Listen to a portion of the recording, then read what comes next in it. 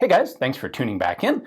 I have another update on stretch goals for the Kickstarter campaign for Thorneycroft to SA80 because we have cleared another really cool stretch goal that is going to allow us to add another chunk of really interesting content into the book. And this one is titled The Maharajas Bullpup. Now, British-Indian relations have been good and bad at different times, but what's the deal with this? What Maharaja and what Bullpup? Yeah, well, I can't take full credit for this. This fell into my lap during actually, I think we were into the editing process when this emerged, but we thought it was so cool we had to try and include it somehow. So it made sense as a stretch goal. And it's what it sounds like. It's a bullpup rifle designed by, or built by, he wasn't a Maharaja when he designed and built it, but he became one a couple of years later. So, and I'm going to butcher this pronunciation, so we're talking here about the Indian state of Jodhpur, and the future Maharaja was Yuvraj Hanwant Singh. I'm going to leave that one where it lies. And so he was like 2 years away. This was 1944, we think. So he was 2 years away from becoming Maharaja of Jodhpur. And he actually designed several guns in a workshop in, this is another dreadful pronunciation, but Merangha. Yeah.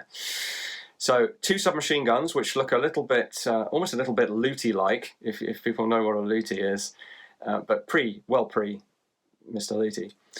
And what is actually a 2.2 long rifle, bolt action bullpup rifle. So I should clarify this, despite the title of the book, or the intent of the scope of the book being military British bullpups, this is not a military bullpup per se.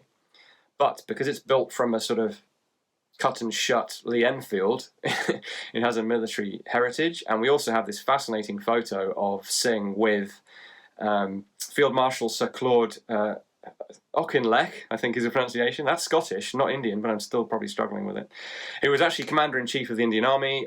We've got the Chief of the Imperial General Staff. So I think like 3 important knobs, as we say in British English, in the sort of military scene. So, yeah, tantalising in the sense of who knew about what. Because in 1944, we've got the very first British forays into British military bullpup firearms.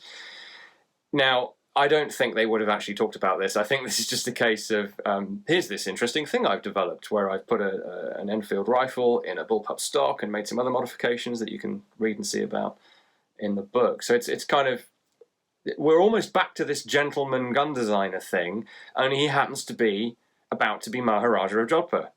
So it's a crazy looking contraption. It's discovered by Dr. Robert Elgood, who's a contact of mine who made me aware of this and has supplied the photo and the information. So I look forward to including it. Well, Jonathan, I think I can speak for all of us when I say we are looking forward to reading all about it. If you have not gotten your pre-order in for Thorneycroft SA80, British Bullpup Firearms 1901 to 2020, definitely make a point to go check out our Kickstarter campaign. We still have a number of additional cool stretch goals to go, as well as some exclusive offers, versions of the book, and opportunities for people who join us in the pre-sale campaign. So check it out. Thanks for watching.